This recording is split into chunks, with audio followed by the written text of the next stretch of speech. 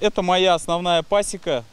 Здесь находится 150 пчелосемей. Это пасека Якова Елистратова в селе Дальние Ямаши. У него 150 пчелосемей. В группе пчеловодов в WhatsApp пришло сообщение от агрохозяйства. Началась обработка полей ядохимикатами. Потомственный пасечник уже сталкивался с мором 8 лет назад и знает, как действуют такие пестициды. Мы знаем, что такое подсолнух. Сам подсолнух – это как бы не коварное растение, естественно, для пчел.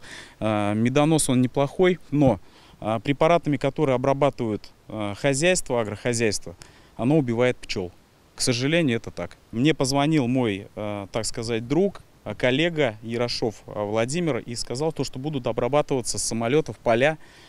Мы обеспокоены этим. Сейчас безвзяточный период, когда все растения уже отцвели. И мои поля посещают, я так думаю, только подсолнух. Пчеловод из соседнего села Красная Поляна Константин Гермогенов уже зафиксировал первый мор на своей пасеке после первых дней обработки. Вот уже первый результат обработки. Пока убытки незначительные, но если не предотвратить опрыскивание, то потери будут колоссальные, уверен Константин Гермогенов. Эти поля принадлежат хозяйству Агрораздолье. В этом году они посеяли подсолнух на 640 гектарах. Эти поля находятся около сел Новотроицкая, Красная Поляна, Шигурча. Могут пострадать больше 50 пасек. По регламенту обработки они должны обрабатывать с 19 до 22 и с 4 утра до 6 утра. Мы хотели остановить эту обработку, потому что класс опасности первый – это контактный препарат, который действует 10 дней.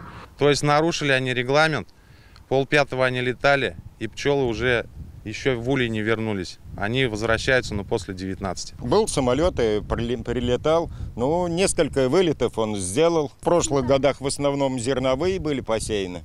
А нынче у нас с одной стороны посеяли недалеко, наверное, меньше километра, была рапс посеянный. Его тоже постоянно обрабатывали.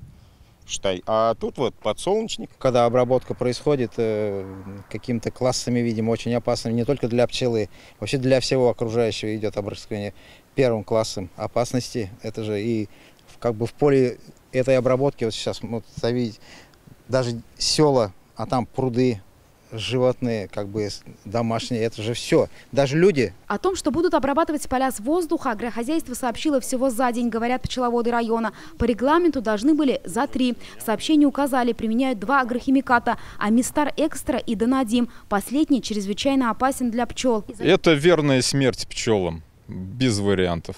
Потому что 3 класс опасен. А уж первый, я там думаю, что ждать ничего хорошего. Поля обработали всего раз, затем пчеловоды настояли на встрече с руководством хозяйства. Они попросили заменить препараты на менее вредные или произвести обработку после цветения подсолнуха. К общему компромиссу не пришли. Который компромисс с их стороны был предложен, там выбрать время. Закрыть пчелу. Каждый пчеловод знает, что это невозможно закрыть. Его невозможно физически даже перевести, потому что его невозможно поднять. Там вес 150-200 килограмм где-то. Мы хотели, в общем, заменить их препарат первого класса опасности на другой препарат, менее опасный для пчел. Есть такие препараты 3-го класса и биопрепараты. Но они сказали, дадите нам денег, мы их купим.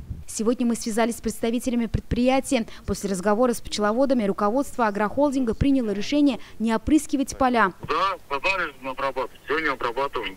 Что они не успокоятся? Уехали мы оттуда, все. Мы же не будем там сеять. Через 5 лет вернем. Не всегда аграрии и пчеловодам удается найти компромисс. Этот случай скорее исключение. Так, месяц назад в селе Шика Арского района погибли 32 пчелосемьи. Накануне такое же сообщение мы получили от пчеловодов Тукаевского района. В прошлом году массовый мор был в Мамадышском. Тогда пасечники потеряли больше 100 ульев. Филюза Ахмедуллина, Рик Хабибуллин, ТНВ, Альметьевский район.